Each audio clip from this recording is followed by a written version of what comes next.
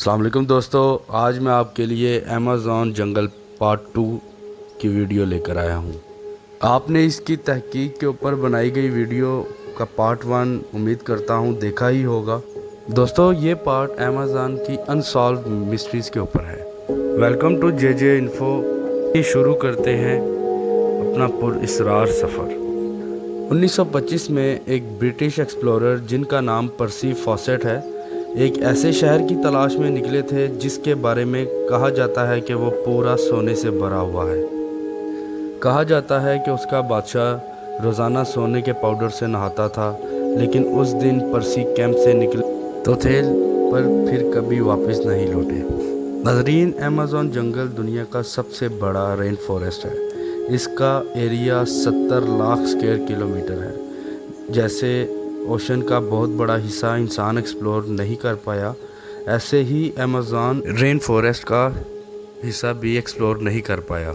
यहाँ पर जानवरों और पौधों की ऐसी टाइप्स हैं जिनमें से सिर्फ 10% का ही पता लगाया जा सका है। हर दिन यहाँ एक नई स्पीशीज़ का पता चलता है। इसमें ऐसी बहुत सी चीज़ें हैं जो अब तक साइंस को समझ नहीं आ रही। सबसे पहले बात करते हैं हम सिटी ऑफ गोल्ड की, जो कि सबसे बड़ी मिस्ट्री है, जिसको एल डोराडो भी कहा जाता है। कहा जाता है कि यहाँ किसी दौर में एक ऐसा शहर था जो कि सोने से बना था, जिसका किंग रोज़ाना सोने के पाउडर से नहाकर सारा सोने का पाउडर अमेज़ॉन रिवर में बहा देता था।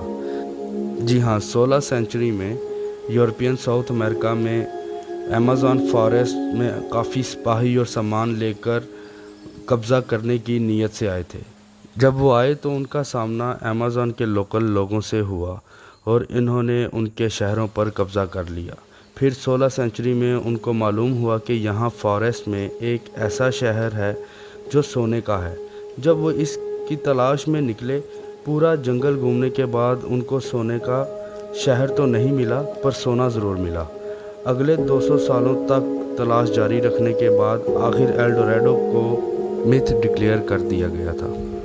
फिर 19 सेंचुरी में एक ब्रिटिश एक्सप्लोरर पर्सी ने एल डोराडो को एक बार फिर से तलाश करने का फ़ैसला किया, लेकिन वो इन्हें नहीं मिले, बल्कि उनको वो शहर भी नहीं मिले जिनका जिक्र यूरोपियंस ने किया था।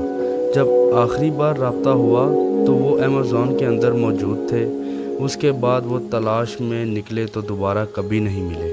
ये 29 मई 1925 का दिन था और जिस जगह से वो गायब हुए थे, ब्राज़ील की स्टेट माटो ग्रोसो थी।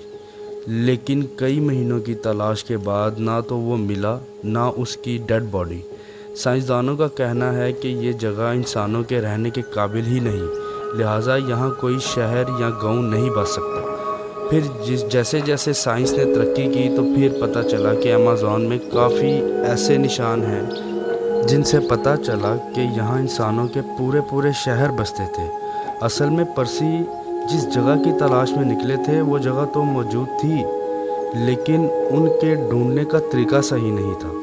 साइंसदानों ने लीडर स्कैनिंग के थ्रू घने जंगल के नीचे पत्थर के स्ट्रक्चर्स भी ढूंढ लिए, जो कि वक्त के साथ साथ घने दरख्तों ने छुपा लिए हैं। सदियों से हिस्टोरिकल्स को ये पता नहीं था कि अमेज़ॉन में रहने वाले लोग कब आए थे। ये पहेली 2017 में आर्कियोलॉजिकल नहीं कि सिर्फ बर्फ़ ही बर्फ़ थी। इन पेंटिंग्स में कुछ ऐसे जानवर भी देखे गए जो सिर्फ आइस एज में थे, जैसा कि मास्टोडॉन और जियांट स्लॉथ्स।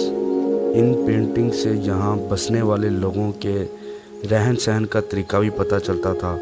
2019 में साइंसदान तब चौंक गए जब इनको नॉर्थ ब्राज़ील में अमेज़ॉन जंगल में एक मराजो आइलैंड पर मरी हुई हम्पबैक व्हेल मिली। हैरानी की बात यह थी कि इसके मरने की टाइमिंग कुदरत के निज़ाम के ख़िलाफ़ थी। दोस्तों, ना सिर्फ ये बल्कि व्हेल की लाश ज़मीन के ऊपर पाई गई थी। असल में एक 10 टन भारी व्हेल का बच्चा था। ये व्हेल सर्दी के स्टार्ट में अमेज़ॉन के करीब समंदर में गर्म पानी का लुत्फ़ लेती है, फिर ये खाने की तलाश में साउथ की तरफ निकल पड़ती है। लेकिन ये अमेज़न के करीब कैसे मरी? तहकीक से पता चला ये जिस दिन मरी उसके 4 दिन बाद ही मिली। ना तो इसके जिस्म पर कोई चोट थी, ना कोई शिकार का निशान था। अब यहाँ बहुत से सवाल जहन में आते हैं।